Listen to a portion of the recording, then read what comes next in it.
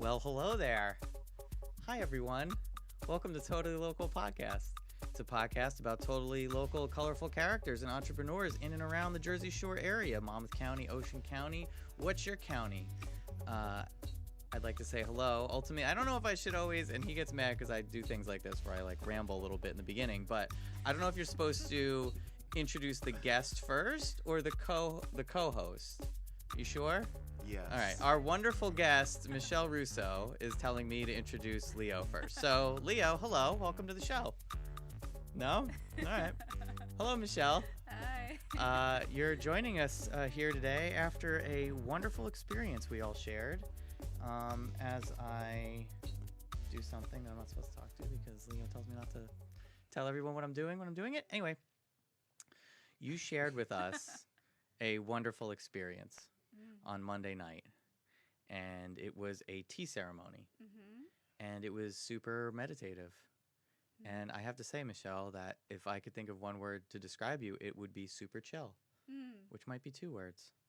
But let's just say it's one. Super, yeah. It was a really great experience, and for those who do follow our show, all of the few thousand listeners, we were connected because of a guest that we had on a previous episode, Mr. Bob Ellis. So Epic before, shouts to yeah, Bob. definitely want to give him great. his shot, because when he came on the show, he was talking about the dinners that he throws, and so because he came on the show, he invited us. Unfortunately, Andrew couldn't make it, stuck in traffic. Just again, that seems to happen. But I was there, and I did meet you, and we got to talking about what you do, and I found it so fascinating that we plan to have you on the show, and it's finally here. I'm super excited about that. Me too. So tell us a little bit about what you do. Yeah. What I do, I feel like that's such a large Very large question. Good thing we have an hour. Yeah, exactly. So what I do, it can be broken down into different pieces. Okay. It's part artistic. It's part an art path. It's part tea, and it's part ceremony and ritual and connectedness. So I guess what we experienced, the three of us, was a tea ceremony, and that's one aspect of what I do. And it's actually the one aspect that integrates everything together. It integrates my artistic life with my tea life, with this more ritual, ceremonial connectedness. And it's the first practice that I've ever done that actually connects all of these loves that I have. And because of that, I think it's just become the most fluid for me and just the most organic path that I decided to make a business that doesn't necessarily revolve around tea ceremony, but it does incorporate it heavily.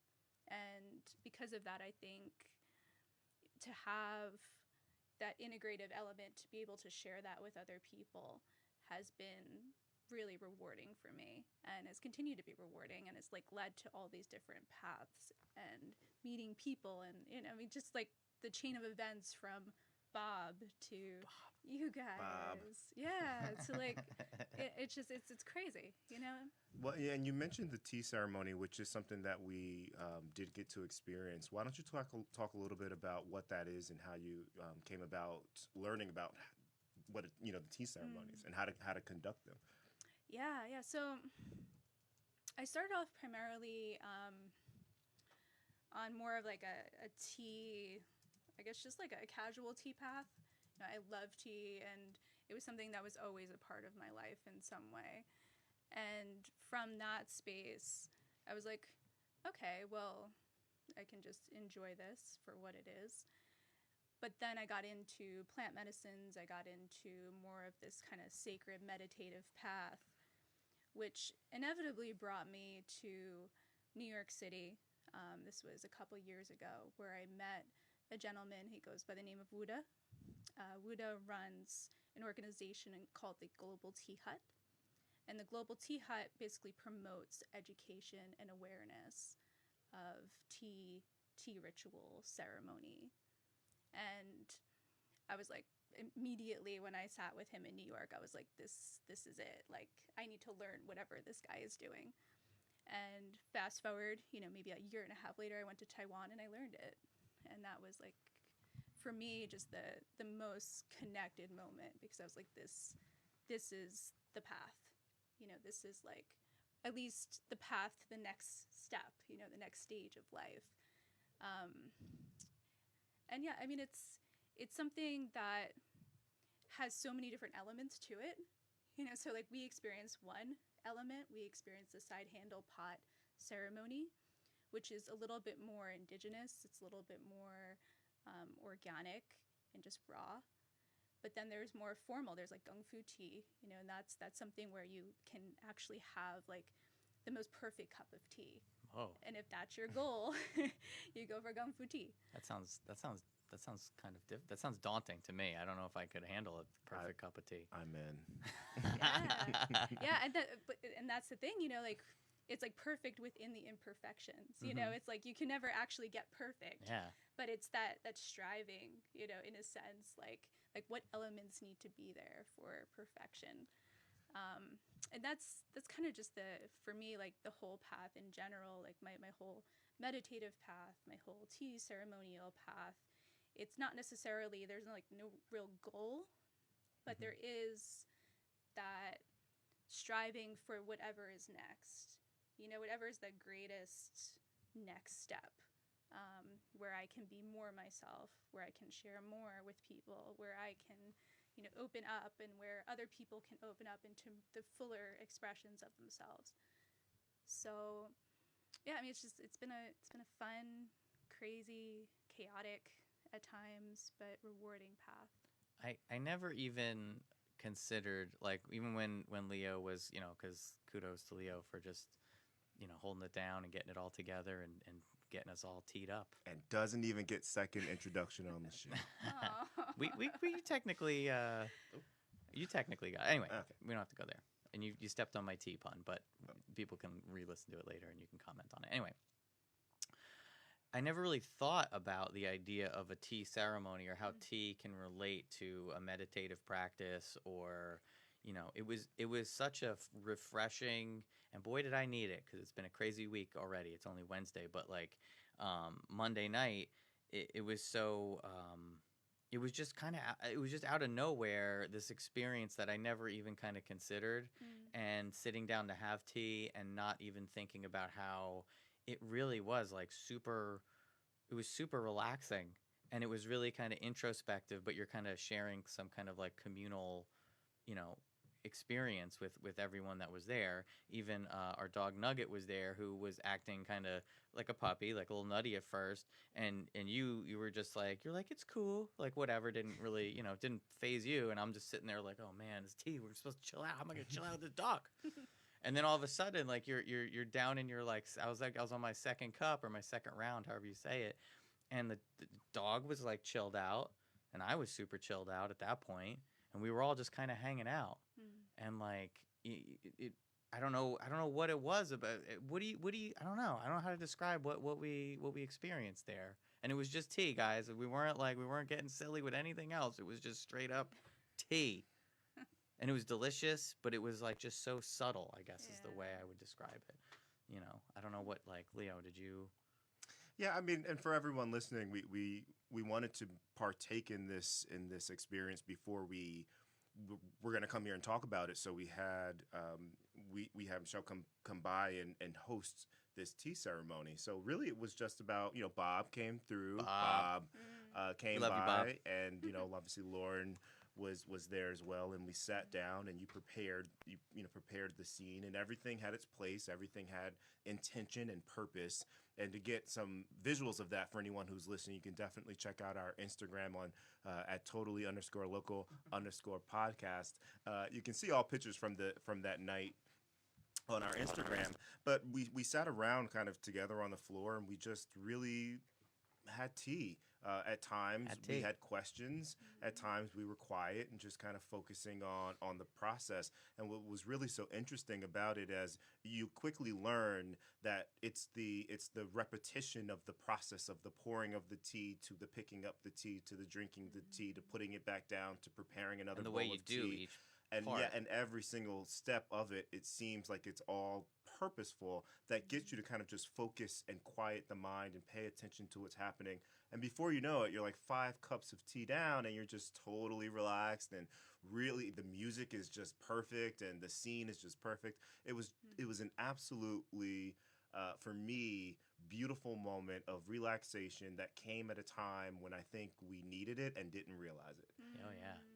Oh yeah, it got me ready for like I had a crazy day on Tuesday, and it really got me ready for like I was, even though it was like hectic day, I was still kind of like it's cool, like things were like going off around me, and I was just like it's fine, everything's cool. Yeah. I think it had a lot to do with the tea, and people think of tea as, I mean, I don't know how many people think of tea, but when you think about it, part of the aspect of it is the caffeine of it. But could you talk more about like the properties of tea and how it affects people? Because it's not just about catching a buzz and riding the wave. Like there's other things going on aside from caffeine. So like what else we got going on in that tea? Yeah, I would say the most potent element of it, just from like a scientific level, would be theanine. Mm-hmm. And that's going to just naturally like relax your nervous system. So it's Mhm. interesting because you have the caffeine thing going on, but then you have the theanine, and it's weird how like tea is just naturally this yin and yang balancing plant. Mhm.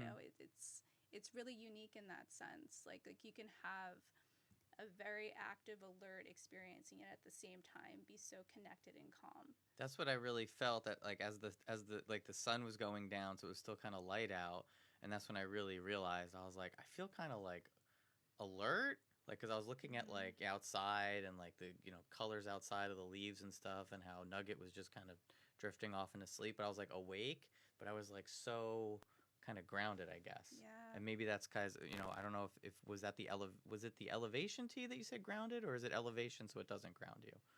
Yeah, it's designed to. It's a red tea, Uh-huh. so it is a little bit more grounding. Mhm.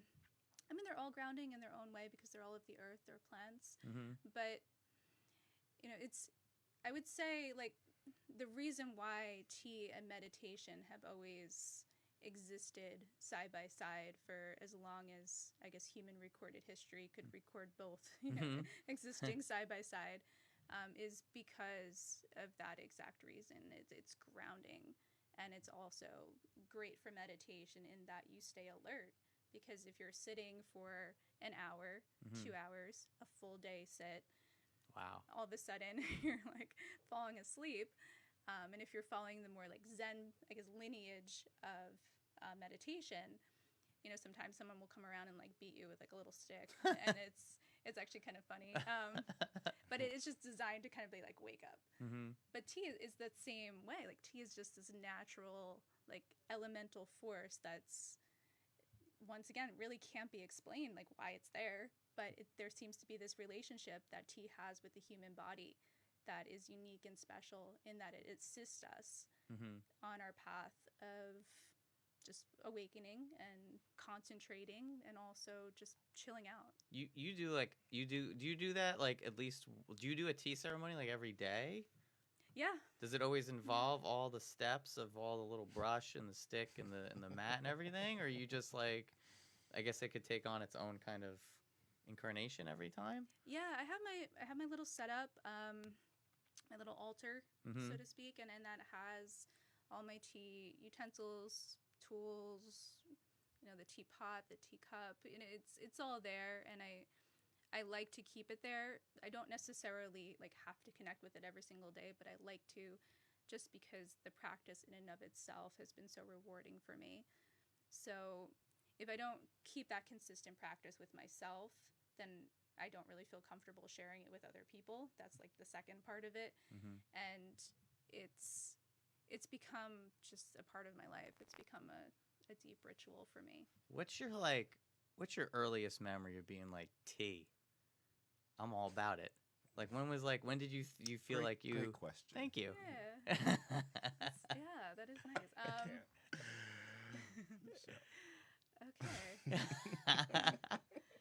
I mean, I don't quite know the earliest, but I would say, my mom was an avid tea drinker. Oh, cool. So I grew up with tea. Oh, My dad was a coffee drinker, which is fine. But thank you, because I'm a coffee drinker. She's like, it's okay if you drink coffee. yes, I love coffee too. But yeah, my mom just naturally always gravitated towards tea, and it just was something that was always a part of my life. And I think it was when I went to college that I had my little chai set up at the time, and I was like in my dorm room and basically serving everyone in the dorm floor. Oh, it was like that then. It wasn't even just like Lipton. It was like you had a chai. Yeah, and like wow. a whole chai experience. And this was and people were into it. People were like you were doing ceremonies before you even knew. Before I even knew. Wow. That's the thing. That's like the whole organic element of it, is that like the ceremony and me, we met up, I guess the formal element of it and the way that like how you experienced it. Yeah. It was possible because of the lineage and because of what I learned. But with that said, the only reason why I could do it is because of this like deeper connectedness with the process that's like always been a part of my life in some way. Yeah. So you don't just go to Costco, buy a jumbo pack of Lipton and start serving it at people's houses, right? You actually have a process. These are special teas. Tell us about your journey to Taiwan and what you learned while you were there. What was that like for you? How did that change your whole experience in how you serve tea? Yeah, Taiwan was humbling for me, on a lot of different levels, because I had come from, I would say a good 5 years of self-study of tea, one way, shape, or form, like, and on this, kind of plant medicine, yogic, meditative path. And I think Taiwan, in a sense, was my test. like, okay, so I have this meditation practice. Now, how is it to get up every single morning with a group of people at 5 a.m., sit in zazen for an hour, and then just an entire day of tea. Whoa. From and then also being pregnant. So. Congratulations, by the way. Thank you. But yeah, it just was like this really like intense experience of like, can I live the tea life fully? Like, is that something that's for me? And it was a little bit, of that like, kind of like that inner test, and then realizing all the ways that I'm imperfect and embracing that, which is part of the tea path, is embracing the imperfections while you're learning perfection. But having that element of it in conjunction with just connecting with the land and the people there, like that's something that I think anyone that has the experience of being able to go to Taiwan and connect with the Global Tea Hut. They have a building, I think, that they're forming soon called Light Meets Life, and it's actually free to go to Taiwan and learn this. There's a bit of a waiting list because it's free, and usually like around November is when you sign up, and I just happened to get lucky this year and be able to do it. I've been trying to do it for the past couple of years. But it was just one of those things that I knew, like, intuitively, that I wasn't going to be able to really serve people until I connected with the land, and I connected with the people, and I connected with the tea itself. And the people that are working so hard to keep this lineage alive.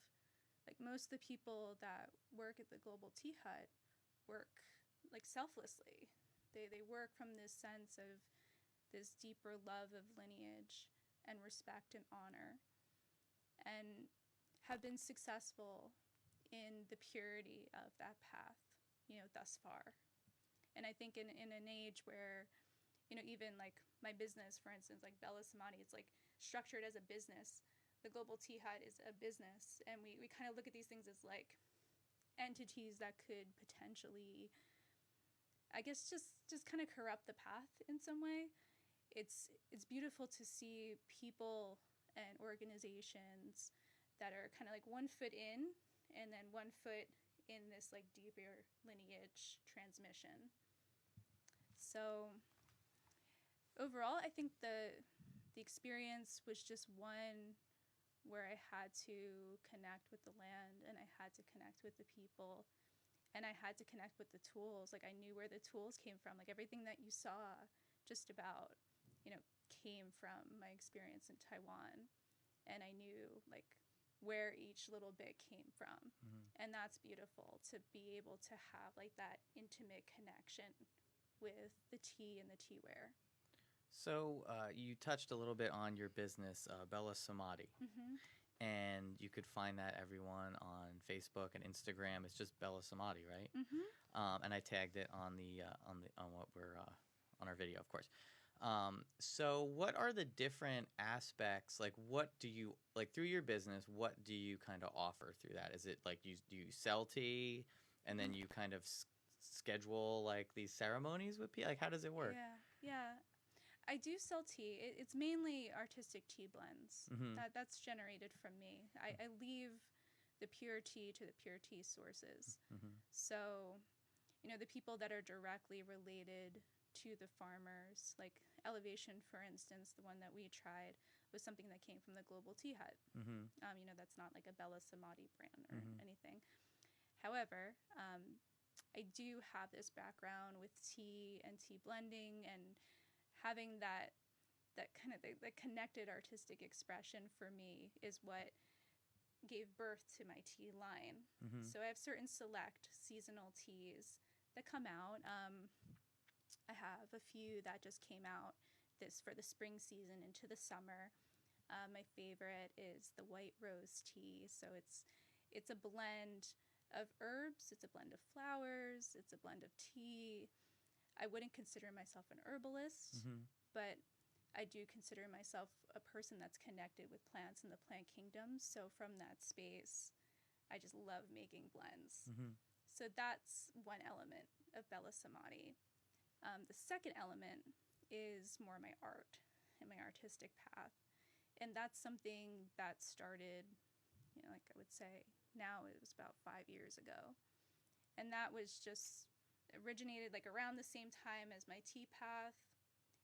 However, it was something that just was like, okay, so I'm going to take pictures in nature and I'm going to start digital art. And it just was like something that arose around at the same time. So that's like the other form. And then the final step, which kind of tied everything in together, was this ceremonial experience. This almost this performance art experience, and a way for people to connect with themselves in a unique way. And in that way, I feel like the three really tie in together.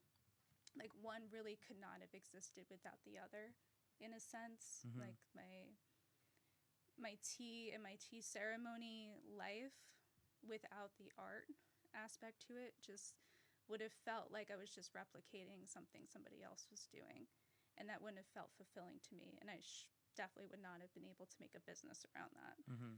But the idea of like all of these elements coming together in this really unique and beautiful way, in a way that I can communicate with other people and have this website that's growing. Mm-hmm. And I have What's the website? Bellasamadhi.com. There you go. Yeah, it's very straightforward. Yeah. Yeah. Thankfully. Yeah, I didn't have to like work too hard at that one. Right on. Yeah. Good thing it wasn't taken, Yeah, exactly. So how, like, if people wanted to get in touch with, like, what's the process? If somebody wanted to do a tea ceremony, like, how do they get in touch with you? Is it just, how do they coordinate it? How's it all work? And like, what should you expect when you're doing something like this? Yeah, so if you go to my website, bellasamadhi.com, there's a section called offerings. Mm-hmm. And then Chadao, that's the name of the ceremony style. It's actually, right now, it's the only offering that's on there. So It's really easy to find. it's really easy to find. You'll be able to find it on there. And on there, basically, you can sign up for an appointment with me, and then we'll go over just the whole process, what to expect. It's like a consultation of sorts, Cool. just so that I could get a feel for what you may want for your space, the level, the magnitude of people. Sometimes it could just be one other person. Sometimes it could be like 10 people. So just to get like a feel for expectations. And then from there, we go over like potential pricing, and then what other elements would need to be involved to make it the best and most rewarding experience for you. And this is also something that's growing in the corporate world as well, right? So you have done smaller tea ceremonies, as you were saying, but you've also done some bigger ceremonies or some corporate events with your tea ceremonies, right? Yeah. It's an area that I'm evolving into, which is interesting. It's something that I find is like, it's almost like combining the two worlds together in a way that's kind of like, I don't know how to explain it, but it's more just this, I guess the purity of the path, is the most important aspect that has to get through in the corporate element of things. And for me, just making sure that I'm directly just keeping true to the actual ceremony. So that's something that I think over time will like evolve more and more, but I think more and more corporations are open to ceremonies and ceremonial styles, and people just experiencing these unique ways of mindfully connecting. Like just like you guys, like having no prior experience with tea or tea ceremony. I was a tea virgin. I had no idea what was coming. Right. It's coming my way. So it's just the same deal. So in a corporate setting, even if maybe one or two people have heard of tea ceremony, just like the tea speaks for itself, the experience speaks for itself. And I think the more awareness and the more that this is getting out there, the more people are realizing the power of the practice and the power, not necessarily, it's not even me, it's just I'm like just an empty vessel, and the tea is just serving. It's just naturally doing what it has to do for people. It's just me like getting out of the way and just making sure that happens. And you talked about your experience or your tea journey as far as like figuring out where, around the country, where, New York, California, you talked about, I think Colorado too, where like there's different, it was growing and there was a buzz. But I mean, being that this is totally local, you're from the area. You coincidentally, we both went to Mater Dei, go Seraphs. We're a powerhouse. Anyway, Seraphs are a powerhouse. Winning. You want me to do the whole song? No? Okay. I don't even know what that is. It's our, anyway, it doesn't matter. We were horrible at sports. So you kind of discovered this journey that kind of led you, similar to what I did, because I moved away. I talk about it ad nauseum on the show, but I moved away. And then I kind of just always felt like I belonged here. And you talked about how as it was growing in other places, it made you feel that you kind of, in a way, felt like you should be doing it in this area. Like, how did you kind of reconnect? How did you bring it back here? Kind of, what was that journey like for you? Yeah, that was a tough one. Oh, really? Yeah, that was a tough journey for me. Just inwardly in terms of working with my own inner obstacles. Did you not want? Were you like thought you'd just be out and then you kind of were pulled back in, or what? Yeah, in some way, it's like I remember this is going back like 5 years ago when like Bellasamadhi was first a little baby in my mind, and I was doing the things that I'm doing now just at a more beginner level scale, and this idea of like building up to like a business and sharing, and especially sharing something that is so deep and personal to me and has been so transformative for me. There was a part of me that was very protective of that, in a sense, and kind of just wanted to be passive and just kind of attend other people's things. And then I realized that, okay, well, this doesn't exist here, so I can't do that here. So my two choices are I can move somewhere else and, maybe meet people that do it. Or I can actually just work through my own inner obstacles and all these like contraction places within me, and whatever happens happens, and from that space, I think as I open more and more to this idea of like it not being about me, as much as it's a personal expression at certain elements, artistic expression from me, as much as I was just like, no, this is something that people need. I was like, okay, well, it just became effortless. Once I crossed over to that point. And just like for me, knowing that 5 years ago, I would have loved to have met somebody that did tea ceremony, that was local, and just been like, wow, like, thank you. Like I was almost like thanking like my younger self, my older self. It just was like this sense of validation within me that no matter what happens, like whether it's a massive success or whether it's just like two people, I would love just to reach those two people, because those two people are gonna go and do their two people thing. And just like me, that was exposed to this stuff, like it's amazing the power of impact of one person. And it sounds cliche to say it, but it's so true. Yeah, well, I mean, I just love the organic nature of how we met, and the fact that I was, Leo kept talking. He's like, tea, sir, we're going to do tea thing. We're going to do it. You better get ready. You're going to bring over some drinks. We're going to do blah, blah, blah, blah. And I was just like, whatever, dude. It's like tea. Come on, man. And then, like, as I was sitting in it, I'm like, this is really, it's people go through their day, and they're exposed to so many different things on a regular basis. But this felt like so special, because I don't think it was something, honestly, no offense to you or the tea, but I don't think I'd ever be like, yo, I want to rock some tea ceremony today.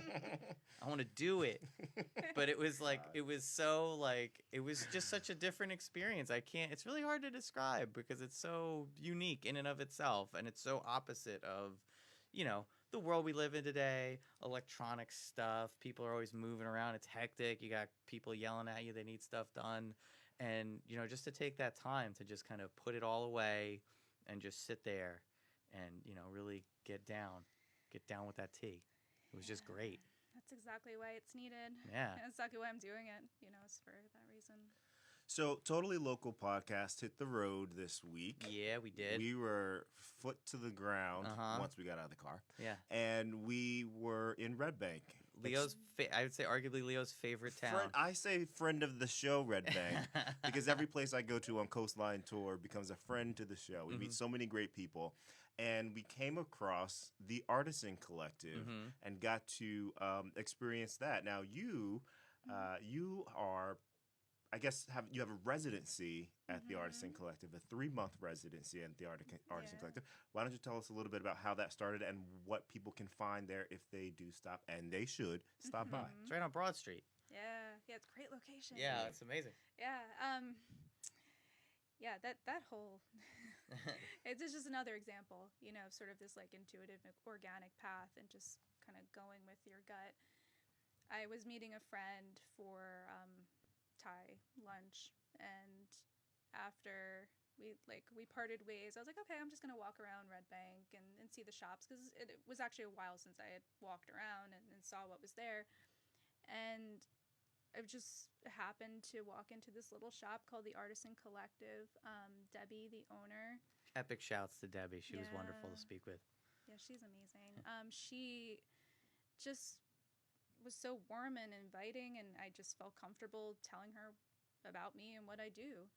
And it was interesting, because she immediately was like, do you want to do something here? Like, she didn't know me. She just was kind of going off of just this immediate first impression. And I'm not necessarily one of those people that's like, yeah, I do this, and but it was something, I guess, that just the artistic element of me, and just the way that I was introducing something that was unique to the space and to the community there in Red Bank, that it must have immediately appealed to her at the time. And even her space in general, like, you'll see so many different art forms, so many different types of artists, that for me, I felt instantly comfortable being like, okay, like if I'm going to, set up shop for, a few months, this would probably be the perfect place for me to do it, just because it gives me this outlet to express my visual art as well as my tea life, as well as opening up to events and ceremonies. So June 2nd, there's going to be an event coming up. Oh. I'm going to be doing a tea ceremony there. It's going to be RSVP. You'll find it on my website. You can find it on my Facebook. But that's a chance for anyone that's interested and curious about the tea ceremony process and what it's like to be able to experience it firsthand. That's great. Mm-hmm. That's a great space because where the location and how the room is set up too, because you have that private area in the back. Mm-hmm. But it just goes to show you how, in this area, people are connected in ways in which, you kind of don't maybe realize on the surface initially, but just from kind of putting yourself out there, and no matter what you're passionate about, as long as you're kind of putting yourself out there and saying, this is what I want to do and taking that first step, you meet all these wonderful, wonderful people. And, having an event there, if people, so through your website, or they could probably just stop in maybe. All right, cool. That's awesome. Yeah. And you said it's June 2nd? June 2nd, yeah. There's another event as well, June 8th, a summer solstice event with Dana Garced. Dana Garced is a meditation mentoring teacher. And she's been just amazing for me on my path, because it was like tea and meditation have always existed side by side. And to have someone that's, professionally, well, also a dear friend of mine, that's professionally pursuing this path of meditation, just kind of bring out in me this aspect of like, okay, well, what does it mean to professionally do tea within the context of like a community? Like, she's just been this, I guess, invaluable asset in a lot of ways for me, just to feel comfortable connecting with communities. And the summer solstice event is going to be one expression of that, and it's something that's going to be a lot of fun. That's the week after, on June 8th, or I guess maybe that's the same week, I don't know. But yeah, it's and that's going to be from 3 to 7 p.m. And there's going to be a lot of different things happening there. We're going to have, you'll be doing a tea ceremony. There's going to be meditation. There's going to be Latin dance. There's going to be, I will give this word an attempt, water. Ayurvedic? Ayurvedic, yeah. Water bar. There's some letters in weird places in that word, man. That's why my wife comes in handy. She uses words like that. And I'm very much driven by food. There will be seasonal apps. Oh, there you go. I don't know, and that's all I need to know about. There's going to be seasonal apps. And so, energy healing, massage therapy, and if anyone has any interest, they can go to danagarced.com /summer-solstice-event. Yes. And get more information there. Yeah, we'll put the link in the comments and on the site and everything. Yeah. Just a little segue. I know you're a vegetarian. Do you like pizza? I love pizza. Okay. I love pizza too. So I've heard. Yeah. We are hands. We kicked off a segment that we're doing on our show called Pizza Quest, and we kicked it off this past week in Red Bank. Yes, we did. And we hit the pizza places. We came down with our top pizza place in Red Bank. And so we are moving along. I'll be in Long Branch. Leo gets really like, I want this, much like a tea ceremony, I want this to be a pizza ceremony where we're enjoying ourselves, you know? Oh my gosh. I'm way too like pizza ceremony. And you just hand out slices Yeah. over and over You have, like, the again, oven and behind we just you. quietly eat. That sounds magical. Oh, I'm sure. Yes. Because Leo's like, he's really like, he's like the Terminator over here. He's just kind of going to places and devouring this pizza. And I'm like, dude, you got to like experience it. You know? I'm experiencing it. Well, you I'm ready to experiencing experience a little something I cooked up here? Sure. All right. I'm thank you for putting up with our pizzaness. No, I love it. All right. Pizza ceremony, I think it's going to be the next thing. I hope so. Yeah. Yes. All Will you guest host our pizza ceremony?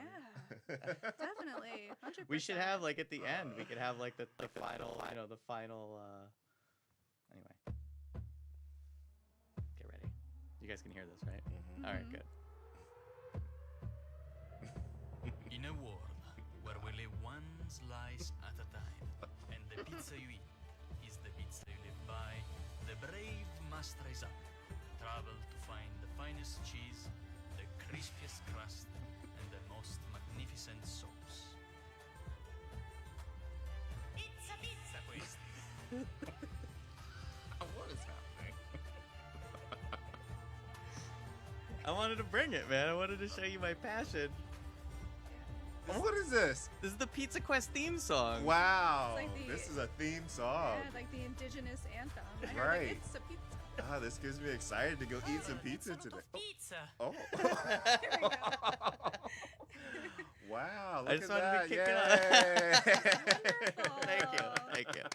Pizza Quest has a theme song. Oh, it does. We're gonna put out a little commercial, and just to spread the word, just to let people know, because I want the places to know, that we're hitting the ground running. You've been working hard on that Pizza Quest. It's like, my wife puts up with me, as I'm sure like everyone has the partner that's a little wacky, and the other one's just sitting there like, all right, whatever. But I'm working on this, and she loves it. She's very supportive, but I think you can see it in the back of her head. She's like, you're spending way too much time putting this theme song together. I'm going to assume that there will be at some point a Pizza Quest link on our website where people can watch Yes. or listen to that over and over Yes, again. they'll be able to listen to it. They'll watch the commercial, and we'll have all the places that we're kind of, we're going to. Young Stephen Mitchell is asking us if we pick. Should we tell him what we picked for Red Bank, or should we not? I have a list of we're in, I guess, phase 1 of Pizza Quest, where Yeah. every town has if you have multiple pizza places, well, we need to first figure out what's the best pizza place in each town. Mm-hmm. And I have a list of about 7 towns that I have completed at this point. But we can give out Asbury Park and Red Bank. You can go ahead and give Red Banks. All right. This is super controversial, or maybe it's not. I don't know. But as far as what we determined from Red Bank, Mr. Pizza Slice is the best slice of pizza in Red Bank. Now, people were saying New Corner, and That was a wise pick. yeah, thank you. I mean, it's gone under new ownership, and the taste hasn't gone away. I talked to our guest who is going to be on next week, TJ from Upstart Garden, who's located in Red Bank as well, and he actually talked to the new owner. And I don't know if you're familiar with the circle fries from there. And the new owner was going to get rid of these fries. And TJ was like, dude, it's a part of, it's the pizza and it's those fries. Those two things go together. But it's still there. The staff was great in there, super friendly. Somebody actually helped us, a patron helped us take a picture while we were there. I think it was somebody who worked there. Perfect. Yeah. The aesthetic, too, they kind of kept it, that like wood paneling, like that just pizza place.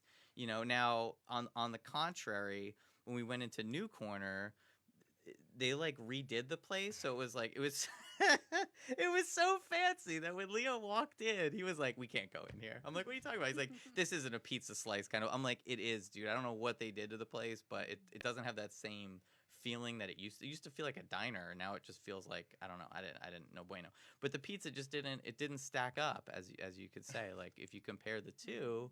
If you just want to get a slice and you're in the heart of Red Bank, boom, it's like right there, Those were the 2 finalists, and we decided to go. I think it was a unanimous vote that we decided to go Mr. Pizza Slice. Yeah. And I'm not going to. Everybody is aware at this point, or should be aware of many of the different pizza places in Asbury Park. I'm not going to talk about which ones didn't make the list and why. I'm just going to go ahead and say that TJ's Pizza won for Asbury Park Best Sliced Pizza. Mr. Pizza Slice. Well, that's Red Bank. TJ's is Asbury okay, Park. So, all right, hey, sorry. TJ's. You're just going for it. For Yeah, Asbury I'm going Park? for it. Look, we gotta. I mean, I can't. There's a lot of fancy pizza places, but they don't count. Right. There's know? a lot of, and again, we're doing best slice pizza, Plain right? slice. So best slice pizza. I walk in, I walk out. $5 later, I have 2 slices and a can of soda. If I can't do that, and if I have to sit down, or if I have to place an order with the waiter, you may have the best pizza, but you don't have the best quick slice pizza. Yeah. So Exactly. TJ's of Asbury Park and Mr. Pizza Slice will be probably going head to head. I know we wanted to that's do tough. we wanted to do an Asbury Park against Red Bank That's head tough. to head. We got to So save they that may till be the going- end because I'm gonna have to think that'll about be that. one of the last ones. But so this week we'll be figuring out who wins for some of the For Long areas Branch? like Long Branch, West Long Branch, and oh my gosh, friend of the show, Silver, like Little Silver. Little Silver. Man, it's so great to have Leo on because like I'm like OG. I'm from the area. I know Monmouth County. Yeah. I'm getting to know Ocean County better and better every day. But Leo, he's like a foreigner in a foreign land. He's just Yeah. going to these new places, so it's a whole different Yeah. experience for him, you know. So That's good though. It's like strictly unbiased, you know. In Yeah. many ways too. yeah, and we could Yeah. kind of share our experience. Did you? There's nowhere in we didn't go in Keensburg, did you? Yeah, we are. Oh, really? Yeah. Oh, that's gonna be interesting. And they have a lot of pizza places, so it's gonna be. I'm going. I'm gonna have to into talk to Kingsburg. some. I'm gonna have to talk to some Keensburg people because I don't know. First of all, there's certain places in Keensburg that are a little more treacherous than others, But- and second of all, If you are gonna risk your life for a slice of pizza, I'm on the fence. Is that worth it or not? Because I think it is. it better be Yeah. it better be the best. Yeah. I mean, just go on a Saturday at like 2:00, or maybe during the week when the kiddos are at school. I don't know. Call the police and have them escort you. But if it's the best sliced pizza, you gotta go. What about Highlands? Is there any pizza places left in Highlands? There are. There are a couple. Yeah. I mean, there's Francesco's, which was my favorite when I was a kid. I would just walk there. But I think that they have a new owner. I'm not sure. Or they had an owner and then the old guy came back. I might have to go to Highlands and Keensburg. I'll have to check in and see.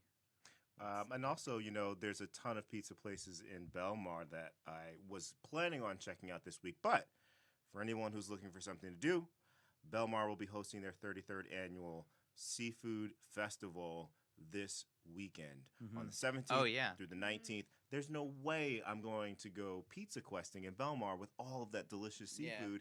Everybody who listens to the show knows how I feel about lobster rolls. So I won't be going that direction, but I will be getting my hands on some other seafood delights. And this it's so weekend. big that they can't even do it. They used to do it in the park on Ocean Ave, like by the ocean, but it's so big now that they have to do it in like downtown Belmar because it's crazy. So I'm like, am I gonna go? I want to go, but it's just crowds and the traffic. I don't know if I could deal with that, and that's like what we're dealing with now in the summer. It's just gonna get, you know, It won't get any better from here. yeah, it'll just get. You just have to plan your route, That's you know. That's it. But anyway, man, I think that's I think we talked about everything. Do you have anything else? Did you have a good time on the show? Yeah, had a great time. It's been it's Yeah. been a fun week. We got to hang out and see Yeah. you at the Artisan Collective and see your tea ceremonies. Your significant other's birthday was yesterday. Happy birthday! You guys will be Rob. partying. Yeah, happy birthday, Rob. Mhm. And we will see you this weekend in Asbury Park, Yeah. right? You'll be hitting up the boardwalk, so I will, I'm excited about birthday that. celebrations. Happy birthday! Kicking it off. Happy You'll birthday! see. Yeah. All right, cool. Well, I mean, another, thank you so much for joining us. This has been another edition of Totally Local Totally Podcast. Local podcast. Thank you, Leo. Yay. Thank you, Andrew. Thank you, Michelle. Thank you, Thank you Michelle. both. Thank you, thank you, thank you, thank you. Mike said I needed to kick the volume up on the Pizza Quest theme, but don't worry, you'll be able to listen to it as many times as you want when I post it on the website and Facebook and everywhere else. Thank you, everybody, for listening. This has been Totally Local, as always. Bye-bye. Bye.